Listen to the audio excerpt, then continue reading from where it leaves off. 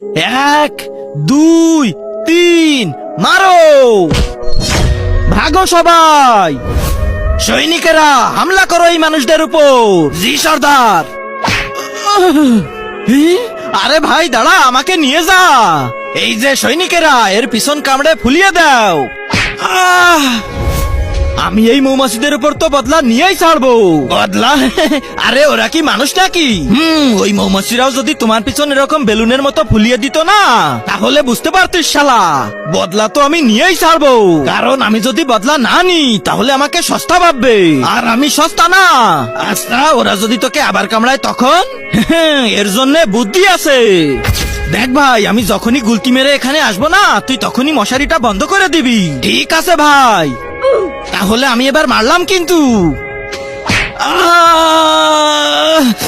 সর্দার, কি হলো? সর্দার ওঠেন সর্দার! সেনাপতি, ওরা সর্দারকে শেষ করে দিছে।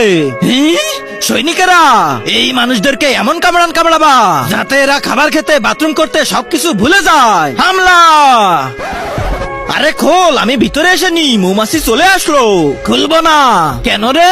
কারণ তুই বলছিলি যে বদলা নিতে পারে না সে সস্তা, কিন্তু আমি সস্তা না। তুই মৌমাছির থেকে বদলা নিচ্ছিস আর আমি তোর থেকে।